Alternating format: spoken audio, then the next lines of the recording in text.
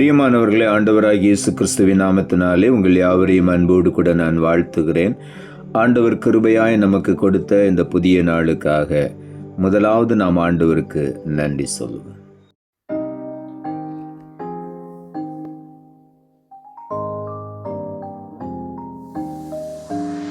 கர்த்தர் உன்னை மேன்மையாக வைப்பார், நீ கலங்காதே மனமே. கர்த்தர் உன்னை மேன்மையாக வைப்பார், நீ கலங்காதே மனமே.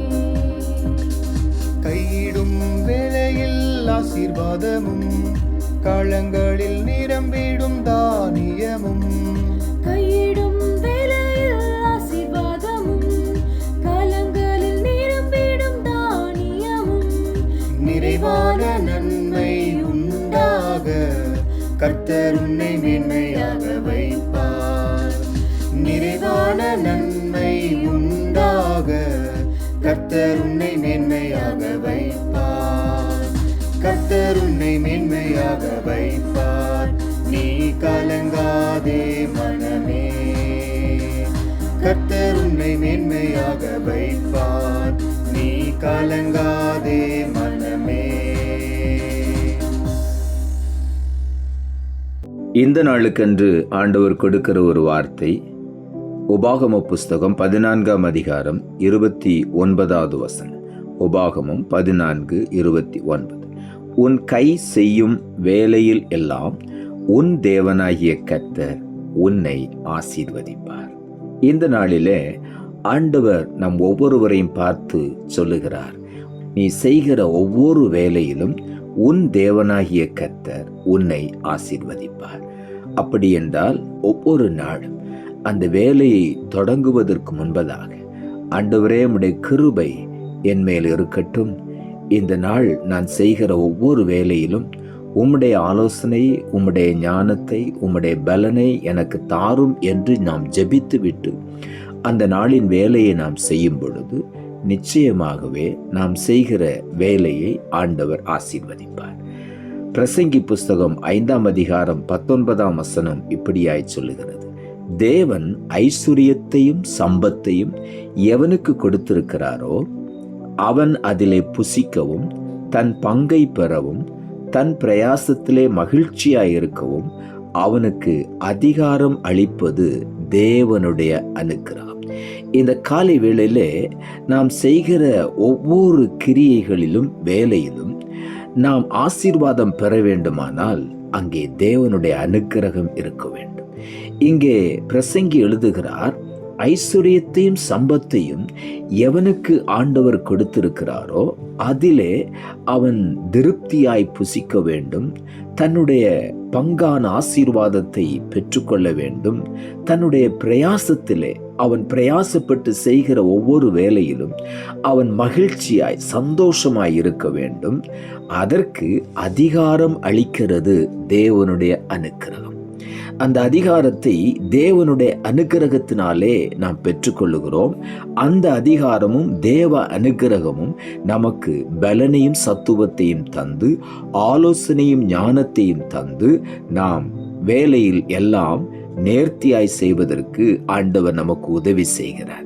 ஆகவே ஆண்டவரை முன்னிட்டு நாம் செய்கிறபடியினாலே ஒவ்வொரு வேலையும் ஆண்டவராகிய கர்த்தர் ஆசீர்வதிக்கிறார். ஒவ்வொரு நாளும் நாம் நம் கைகளினால் செய்கிற வேலையிலே ஆண்டவராகிய தேவனுடைய அனுக்கிரகம் இருக்கிறதை ஒருபோதும் நாம் மறந்துவிடக்கூடாது. தேவன் பலனை தருகிறதை நாம் மறந்துவிடக்கூடாது. ஆண்டவர் தருகிற ஆலோசனைகளுக்காக நாம் ஆண்டவருக்கு நன்றி செலுத்த வேண்டும். அதுதான் நம்முடைய வாழ்க்கையிலே, நம்முடைய வேலையிலே உயர்வை கொண்டு வருகிறது. ஆகவே உள்ளத்தின் ஆழத்திலிருந்து நாம் ஆண்டவருக்கு நன்றி சொல்லுவோம். உபாகம புஸ்தகம் 28ஆம் அதிகாரம் 8வது வசனம் சொல்லுகிறது, கர்த்தர் உன் களஞ்சியங்களிலும் நீ கையிடும் எல்லா வேலையிலும் உனக்கு ஆசீர்வாதம் கட்டளையிடுவார். உன் தேவனாகிய கர்த்தர் உனக்கு கொடுக்கும் தேசத்திலே உன்னை ஆசீர்வதிப்பார். நாம் இருக்கிற தேசத்திலே ஆண்டவர் நம்மை ஆசீர்வதிப்பார். எப்படி ஆசீர்வதிக்கிறாராம்? களஞ்சியங்களை ஆண்டவர் ஆசீர்வதிக்கிறார். நம்முடைய களஞ்சியங்களை ஆண்டவர் ஆசீர்வதிக்கும் பொழுது அந்த களஞ்சியங்கள் என்றைக்கும் நிரம்பிக் கொண்டே இருக்கும். அதிலே குறைவு வரவே வராது. கர்த்தரின் ஆசீர்வாதம் நம்முடைய களஞ்சியங்களை நிரம்ப பண்ணும். நாம் கையிடும் எல்லா வேலையிலும் ஆண்டவர் ஆசீர்வாதம் கட்டளையிடுவேன் என்று வாக்கு பண்ணியிருக்கிறார். ஆண்டவராகிய தேவன் நமக்கு கொடுத்த தேசத்திலே நம்மை ஆசீர்வாதமாக வைப்பேன் என்று பண்ணுகிறார். ஆகவே நாம் எதை செய்தாலும் ஆண்டவரை முன்னிட்டு நாம் செய்யும் பொழுது, அது சிறிய வேலையாயிருந்தாலும் பெரிய வேலையாயிருந்தாலும், ஆண்டவரை நாம் முன்னிட்டு அவருடைய பலத்தை பெற்று அவருடைய ஆலோசனையை பெற்று நாம் செய்யும் பொழுது நிச்சயமாகவே ஆண்டவர் நாம் இருக்கிற தேசத்திலே நம்மை ஆசீர்வதித்து உயர்த்துவார். சங்கீதங்களின் புஸ்தகம் 115 அதிகாரம் 12 வசனம் சொல்லுகிறது, கர்த்தர் நம்மை நினைத்திருக்கிறார், அவர் ஆசீர்வதிப்பார். இஸ்ரவேல் குடும்பத்தாரை ஆசீர்வதிப்பார், அவர் ஆரோன் குடும்பத்தாரை ஆசீர்வதிப்பார் என்று இங்கே தாவீது எழுதுகிறார். கர்த்தர் நம்மை நினைத்திருக்கிறார். ஒவ்வொரு நாளும் ஆண்டவர் நம்மை நினைக்கிறார். ஆகவே தான் அவர் நம்மை ஆசீர்வதிக்கிறார். அவர் இஸ்ரவேல் குடும்பத்தாரை என்றென்றைக்கும் அவர் ஆசீர்வதிப்பார். ஆரோன் குடும்பத்தாரை அவர் ஆசீர்வதிப்பார். தேவனால் தெரிந்து கொள்ளப்பட்ட ஒவ்வொரு பிள்ளைகளையும் ஆண்டவர் ஆசீர்வதித்துக் கொண்டே இருப்பார். ஆகவே கர்த்தரின் ஆசீர்வாதம் நம்முடைய வாழ்க்கையில என்றென்றைக்கும் நிறைவாயிருக்கும். காரணம், அவர் நம்மை நினைவாயிருக்கிறார், அவர் நம்மை நினைத்திருக்கிறார், அவர் நம்மை ஆசீர்வதிப்பார். ஆகவே உள்ளத்தின் ஆழத்திலிருந்து ஆண்டவருக்கு நாம் நன்றி சொல்லுவோம்.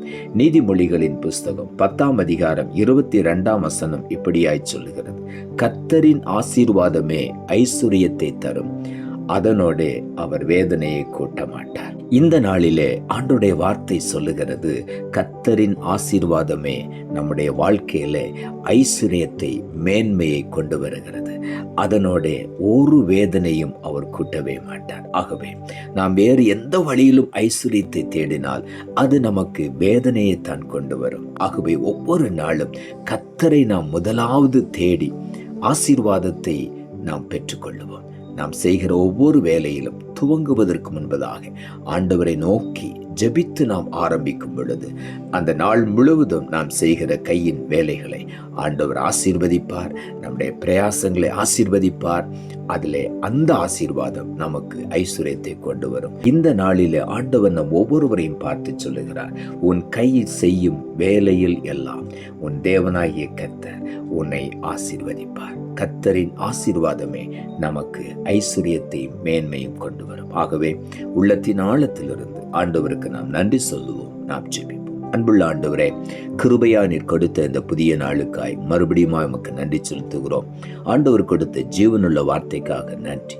உன் கை செய்யும் வேலையில் எல்லாம் உன் தேவனாகிய கர்த்தர் உன்னை ஆசீர்வதிப்பார் என்ற வார்த்தையை கொடுத்தேன். ஆண்டவர் ஒவ்வொருவருக்கும் கொடுத்த பலவிதமான வேலைகளிலே அவர்கள் ஈடுபடும் பொழுது சில நேரங்களிலே எனக்கு இந்த வேலையிலே இன்னும் ஒரு மேன்மை கிடைத்தால் நன்றாயிருக்குமே என்று சொல்லி பலர் யோசித்து கொண்டிருக்கலாம். ஆண்டவருடைய ஆசீர்வாதம் அவர்களுக்கும் வேண்டும். இன்னும் அவர்கள் வேலையிலே உயர்வுகளை பெற்றுக்கொள்ள நீர் உதவி செய்யும். ஆண்டவர் சொன்னேன், உன் கையின் பிரயாசங்கள் எல்லாவற்றையும் நான் ஆசீர்வதிப்பேன் என்று. கர்த்தரின் ஆசீர்வாதமே ஐஸ்வர்யத்தை தரும், அதனுடைய வேதனையை கூட்டார் என்று எழுதப்பட்ட வார்த்தையின்படி இன்றைக்கு ஒவ்வொருவரும் ஒரு தீர்மானத்தோடு கூட ஒவ்வொரு நாளும் ஆண்டவர் இந்த வேலையை எனக்கு கொடுத்தார் என்று சொல்லி அதை மனமுவந்து அந்த வேலையை விருப்பத்தோடு செய்ய ஒவ்வொருவருக்கும் உதவி செய்யும். ஜெபித்து அந்த வேலையை செய்ய துவங்கும் பொழுது அந்த நாள் அந்த வேலையின் கையின் பிரயாசத்திலே ஆசீர்வாதத்தை கொடுத்து மேன்மையை கொடுத்து உயர்வுகளை கொடுத்து ஒவ்வொருவரையும் மேன்மையாய் வைக்கப் போகிறபடினாலும் உமக்கு நன்றி தாழ்த்துகிறோம். இரட்சகர் இயேசுவின் நாமத்தில் ஜெபிக்கிறோம் நல்ல பிதாவே, ஆமென்.